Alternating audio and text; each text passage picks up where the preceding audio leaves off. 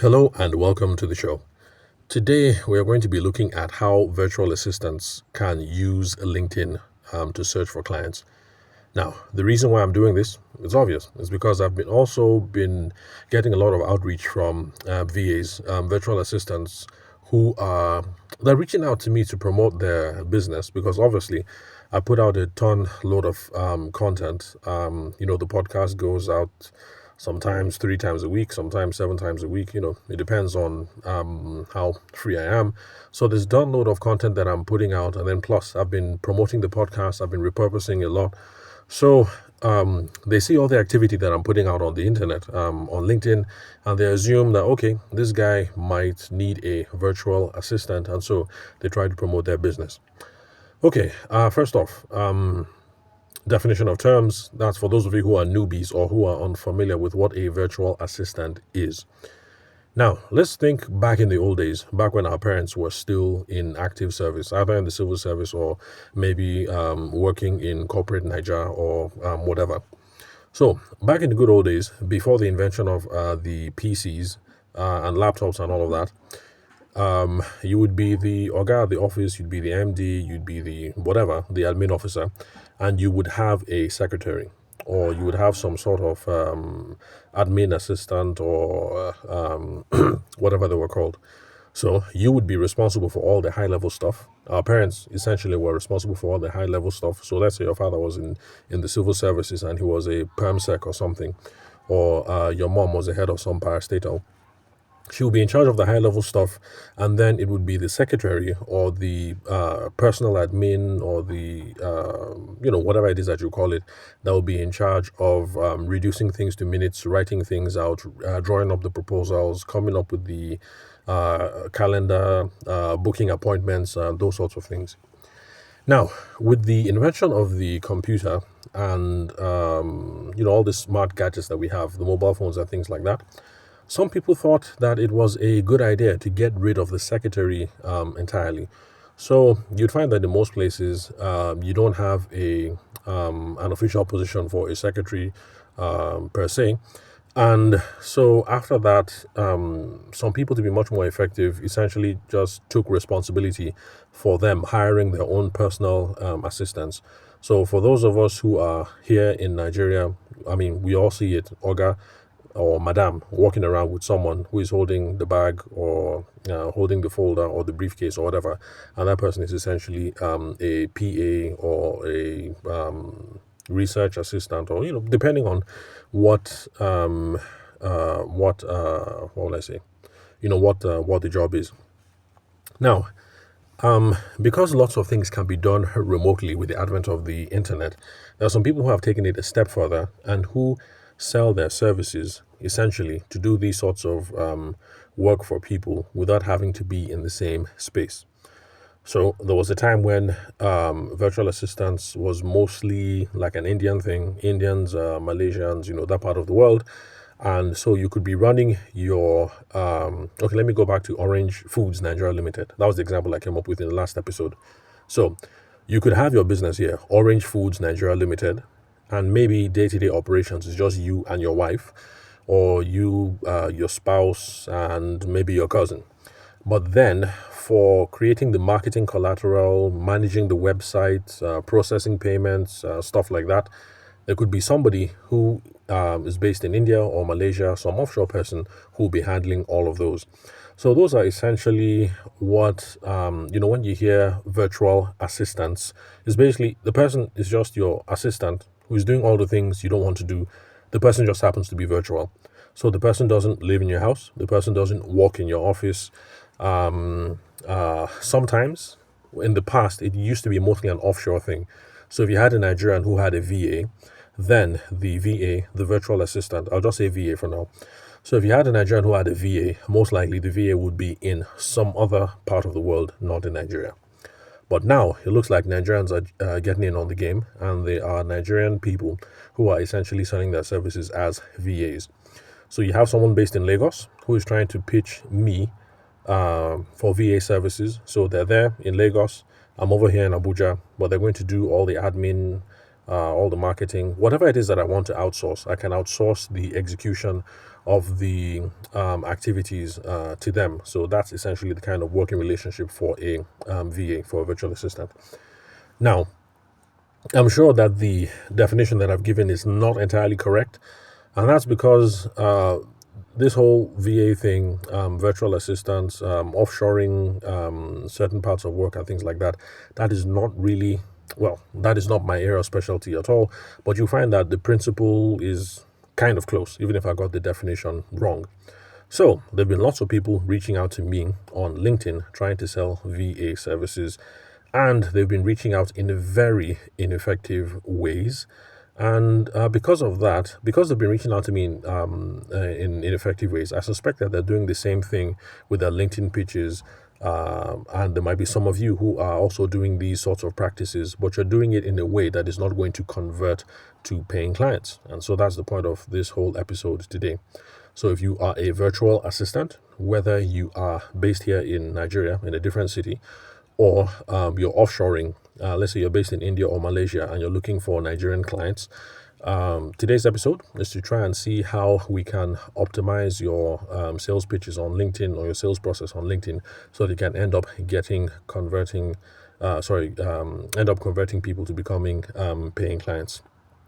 So, yeah, like I said, I didn't realize that there's a market for Nigerian VAs. I thought it was mostly Indians, Malaysians, which other part of the world. Anyway, let me stop before I run into trouble with stereotypes. I'm not trying to malign any nationality or any race of people. Okay, so I didn't know that there's a market for those kinds of services in Nigeria, but if for now you're thinking of getting involved in entrepreneurship and you're not sure what ideas to pursue, then maybe this is something you might want to look into. VAs, if you have the skill set, you love admin, and you don't mind executing on other people's vision. Now, some of you are also going to wonder, are Nigerians making a killing as a VA? Is it something that is commercially viable? I have no idea. But if you are making a killing as a VA and you think it's a viable business opportunity or a viable skill set or service set to sell, then let me know. I give my contact details at the end of every show. I'd like to have you on. Let's have a conversation so I can share your experience on the show so that other Nigerians can learn what is popping off out there, the future of remote work, things like that. What's it called? There's something economy. I can't remember what it's called anyway. But bottom line, just let me know. Let's have a conversation so I can share about your experience over here on the podcast. Let other Nigerians know what is going on out there. So if you want to get some clients rather, as a VA, virtual assistant on LinkedIn, the first step is to optimize your profile. Optimizing your profile just means you're trying to make your profile look good. You want people to open up LinkedIn and they just have a glance and they see, and it's very clear that you are a virtual assistant. So from the headline, make it clear that you are a virtual assistant. Because there's one guy who reached out to me and he tried to sell VA services, and I went to go and check his profile because I think it's the first thing any reasonable person would do.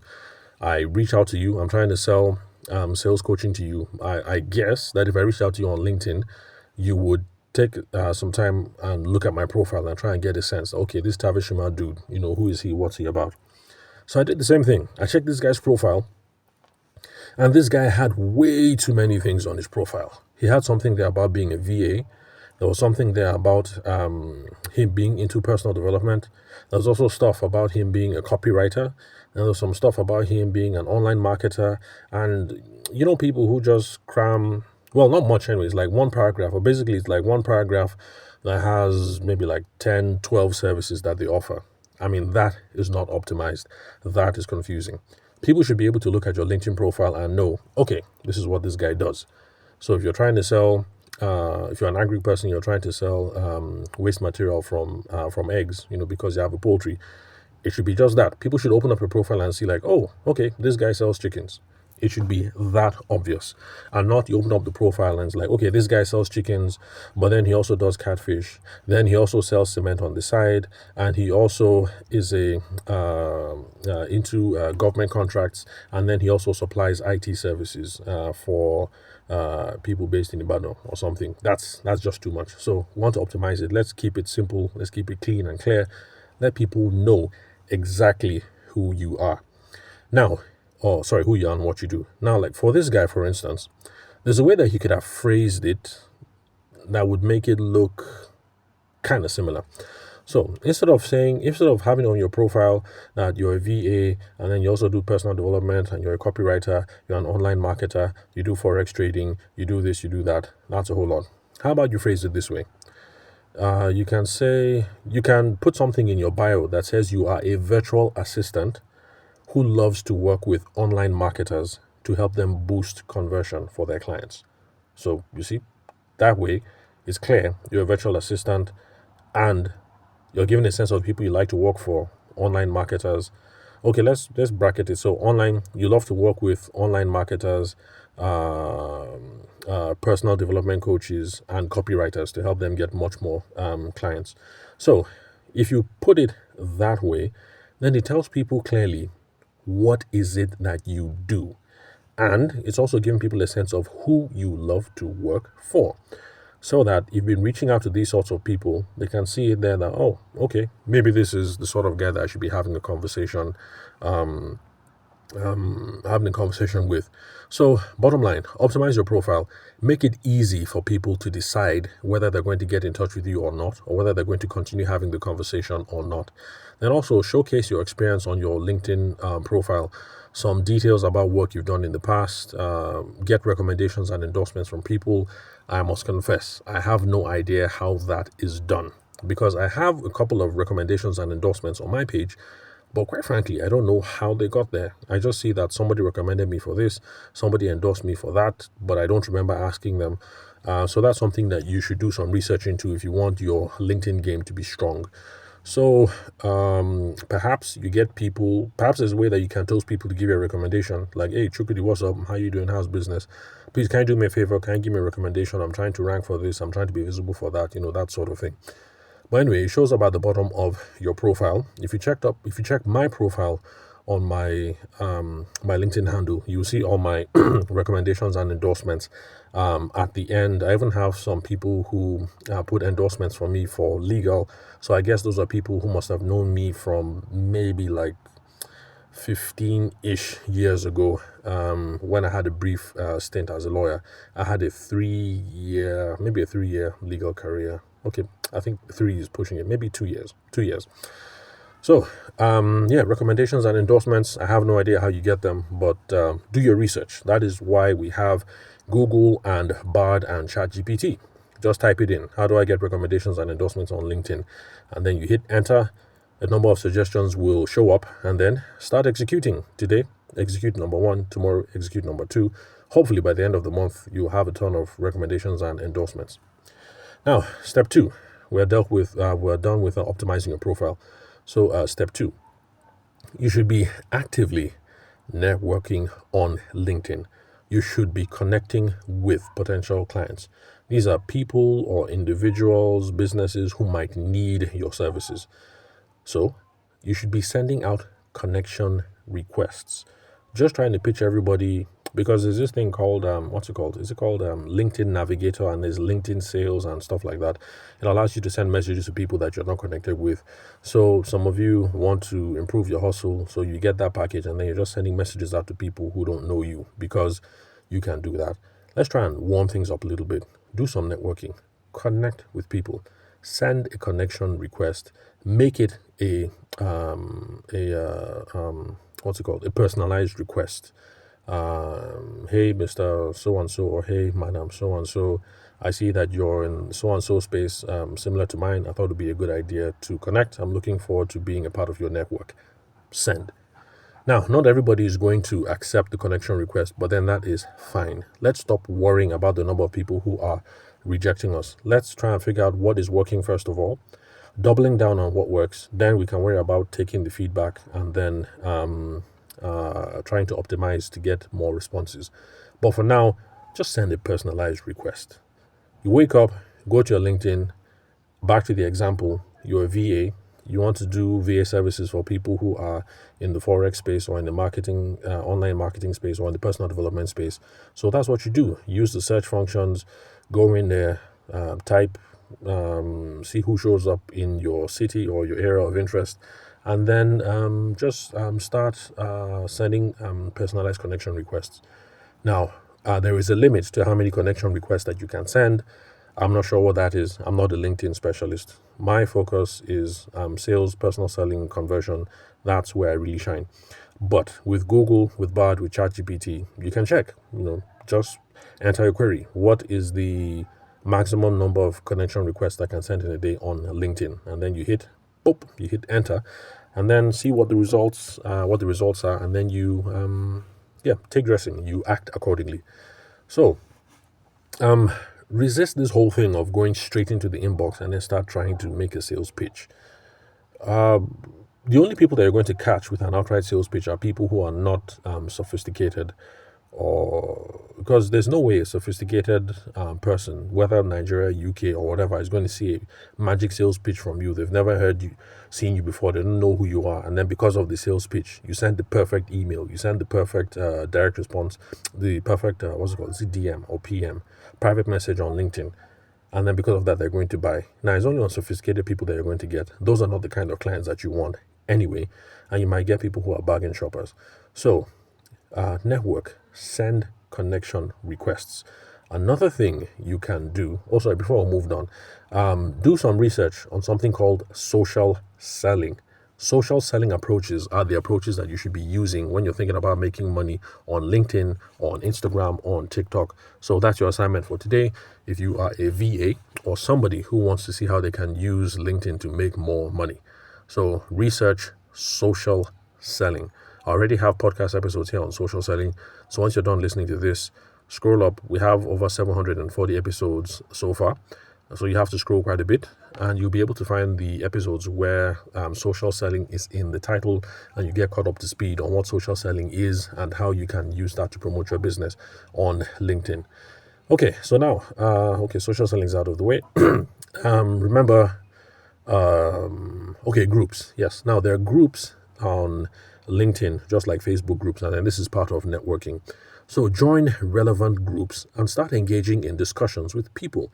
This is also a part of networking. It makes you appear more visible. You do that routinely, and by the time you send somebody a message, your name kind of look familiar because you guys are in the same group and you commented on one or two things. You're not a total stranger. People are much more amenable now to hearing who you are, your sales pitch, and then stuff like that. So in my own case, I'm involved in lots of LinkedIn groups for sales and marketing related groups. I also pick out groups that are business focused and focused around Africa, Nigeria. Sometimes I go for some particular groups like Lagos groups, Abuja groups.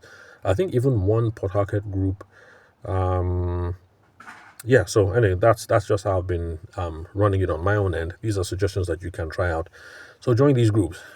Put out educational content there, join in on discussions, share your insights, demonstrate your expertise, and those sorts of things. Now, I've already spoken about using advanced search on LinkedIn. As part of your networking, you can use filters to narrow down your search.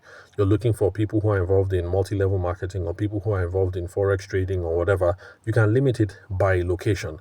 So you search there, but you only want people who are in Abuja, and then you hit bam, and then you enter, and then the list will show up. 10 people in Abuja, blah, blah, blah. Or if you think that's too narrow, you want to expand it. That's for those of us who are in Abuja. So you think, okay, maybe Abuja and Nasarawa. You do it. You put it there, and then you hit enter. Boom. And then the people are going to, some names, some businesses, some locations will show. So do stuff like that so that you can find people who are relevant to, should I say relevant?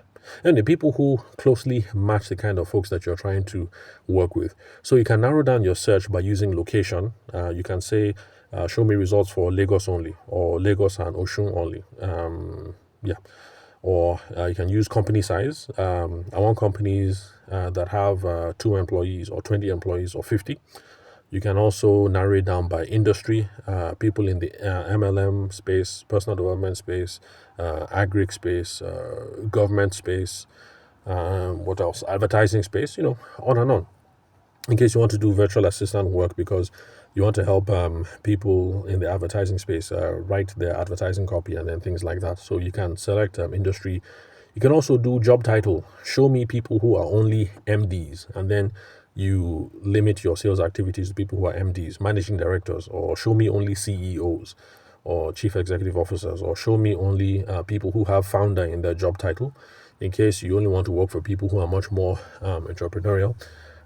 Things like that. So these are the filters: location, company size, industry, job title, things like that. Now, Sales Navigator, it's an option. It's a paid option for LinkedIn. There are two. There's Sales Navigator, and there's okay, I can't remember. There's Sales Navigator and there's something else. Remember, LinkedIn is not my area of specialty, so use Google, use Bard, use ChatGPT, and you'll be able to find out what you need concerning LinkedIn. So, Sales Navigator, it's useful here, but it's optional. It's a paid option. My own opinion, before you go for Sales Navigator and all these paid options, make sure you are effective at using all the free options that are already available on LinkedIn, because this is something I found. If you're not good at using the free resources, you just waste money paying for the paid thing. Because if you haven't been using what is free and you haven't been doing a good job with the free option, when you pay for the pay thing, you're not going to use it anyway. And I know people who have Sales Navigator, but they don't use it. So we're having conversations. I'm like, oh, you can do this, that. And they say, really? I can do that? And I'm like, yes, you can. You have Sales Navigator. Now, the reason why they don't know anything about all the other features is because they haven't even used the free features in the first place. So when you pay for the paid thing and you upgrade, you have no idea how that's going to help you. So should you pay for Sales Navigator? If you want to, yeah, go ahead. But my own opinion, use the free stuff first. Max out the free stuff. It'll give you a sense of all the cool extra things you can do on Sales Navigator, like sending messages to people that you don't follow or who don't follow you. Because I think right now, you can only send messages to people that you are connected with or people who follow you or something like that. There's some restriction. Okay. Then, step 4, direct outreach. Okay. That is... okay, well, it's already tied. It's tied into the part where I said you should make connection requests. So basically, when you're sending connection requests to people, just briefly explain who you are, why you like to connect, and then offer value to their business. So make it personalized messages. Then you can also craft customized messages with some insight for their business category. Because let's say you're reaching out to people in the, you want to do, you're a VA. You want to do, what example did I give? Okay, advertising. So you only want to work for people who are in the advertising industry and you want to help them write advertising copy. So you reaching out to people could be sending a personalized message like, hey, I saw, I was doing some research, saw your profile pop up, and I noticed that you're into so and so. Are you aware that for 2024, copywriting trends are moving towards this, and that? I'd love to discuss some more with you about that, and that's why I thought it'd be a good idea to get connected. And then you hit send. So that's your personalized message. So there's some insight there. The person will see it. And if the person seems to know, is aware of the insight, then it's good. The person now thinks that, okay, this is a forward-thinking guy or a forward-thinking girl. They know what they're about. They will accept the whole thing. If the person is not aware of the insight, but they're curious, they can follow and they might respond like, oh, thanks for the connection request. That thing you said about XYZ and ABC, what do you mean by that? And then voila, you have a conversation that is going, and then there's room for you to slide into business and pitch your services later on, but not now. Then let's see what else. So basically that's it. Send a connection request, get some conversation going, eventually be able to start business conversations about how you can help them to improve their finances or improve the ease of working with clients or buying back time, stuff like that. I'm assuming those are the chief benefits or the unique selling points for having a virtual assistant. Like, hey, use my virtual assistant service because if you do that, you're going to make more money because you can work faster, or you're going to have less stress, or you're going to have more time on your hands, blah, blah, blah, stuff like that. So I already spoke about showcasing your work. You should be doing that on your LinkedIn profile. You can create a portfolio website and link it to your LinkedIn handle.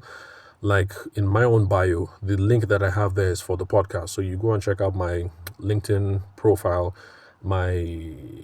So the website link there is actually to the podcast. So you click on that, takes you to the podcast. My podcast is more or less my chief marketing tool. So that's why it's there. So for you, where I have my podcast, you would have your portfolio website with your case studies, just to show your capabilities. Case studies. I did this for this person. I did that for that person. We help them grow their business by this. We help them do this. I help them do that. I worked on this campaign. I work on that campaign. You can share success stories. I worked for this person. This person was so happy. This is the person's testimonial. These are the WhatsApp messages that they shared with me. Blah, blah, blah. If you can show quantifiable results, then do that. I help XYZ business increase their profits by 200,000 naira in 3 months by coming up with this campaign, or something like that. If you can quantify it, quantify it. So quantifiable helps. One tip though, if you're going to do quantifiable results, don't do generic round numbers. Everybody does that and it sounds fraudulent. Just put the exact number. If you help them get 262,000 naira and 42 kobo, if that is what showed in their bank accounts, then in my own opinion, if you're putting up your quantifiable results, put that exact number. Don't say I helped them achieve 6 figures but not in excess of 700,000. I mean, that's too vague.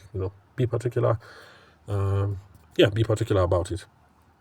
Then on LinkedIn, you should be publishing articles, blog posts, things within your area of expertise. You can, since you're a virtual assistant, you can be talking about work habits, health and safety while working, work hacking, optimizing your work, saving time while working much more productively, work efficiency, those sorts of things. So those are relevant topics you can be putting up on your profile. Also commenting on discussions and industry news and things around these sorts of topics, so that by the time you actually reach out to someone, your people have seen you around and they know that, okay, oh, that's that girl who is always saying this, or that's that boy who is always saying this, and that you guys will be able to have a productive conversation. So content is a huge part of that. Now, some of you are listening and some of you are thinking like, man, this is a lot of work. I just want to make money. I don't want to do too much work. Unfortunately, you have to be patient and you have to be persistent. Too many people want to hammer today with LinkedIn engagement, and read my lips, that is not possible. LinkedIn gives medium to long-term results. If it was possible for people to have short-term results on LinkedIn, I would not be making this podcast. I would be chasing short-term results on LinkedIn, and we would all be millionaires because we would all be there on LinkedIn and flogging it to death for our short-term results. So that is not possible. And I say not with the capital N-O-T. Yes, maybe you have heard of somebody's friend or somebody who knows somebody who knows somebody who got on LinkedIn and got one introduction and it led to a contract and the person is a billionaire today. Yeah, but the thing is, it's a rare story. There's a reason why you only heard of that one guy or that one girl, because that's not how it works. So be patient and be persistent. This is a lot of work, yes, but it's the kind of work that you have to do for you to hammer, in quote, on LinkedIn. So it's medium to long-term results, not short-term results. So building a successful client base on LinkedIn takes time and it takes effort. So be patient, remain active, consistently showcase value, your skill set, the value that you bring to your potential clients, and over time you will be fine. Remember to check out the stuff that I said about social selling. You don't have to look for it on my podcast. You can check it from other sources. So you should be looking for social selling tips, techniques, frameworks, things like that. Implement that and you'll be fine. Then also remember to supplement your efforts on LinkedIn with other platforms, freelancing platforms, like there's Upwork and there is Fiverr. But those ones are international, but you can give it a go. Then we have Nigerian equivalents. There is something called Freelancer. I think it's freelancer.com or something like that. That's a Niger thing. I think it's international, but Nigerians are really on freelancer.com. So check out freelancer.com and make sure that you follow the principles here. Load up your profile, follow best practices there. Then there's also nigerhotjobs.com, I think. Then there's Jobberman. I think Jobberman is jobberman.com. Jobberman is really old. Jobberman has been going on since I was in uni. At least I know by by 2005, 2006, I already heard of Jobberman. Then there's also a Nigerian freelancers Facebook group. I'm not sure if that is still up and running, but that is really popular. So check stuff like that. So for the international ones, Upwork, Fiverr, you can find Nigerian equivalents. I've mentioned a few. The biggest takeaway that I want you guys to take from today is avoid this whole thing of connect and pitch. Some people don't even connect at all. They have LinkedIn Navigator, so they just pitch you straight away. I'm a VA, I'm based here, I can do 500 words per minute, and I will save you X number of hours, blah, blah, blah. Here's my price list. Bam. And then you put your prices there like that. Please avoid this whole spam approach. You keep doing that, your account is going to get blocked. There was a time, anyway, let's ignore me. If you're not convinced, if you're married or you're in a relationship, look at your husband, look at your wife, look at your boyfriend, look at your girlfriend. It will surprise you the way that regular folks who are not entrepreneurs like you and I will surprise you the way that they block people. As in, they're savage. They just block anyhow.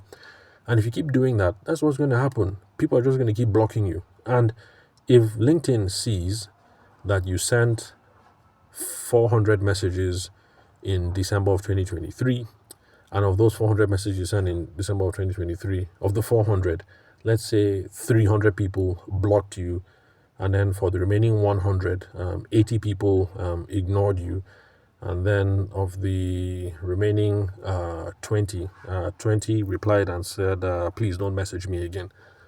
What do you think?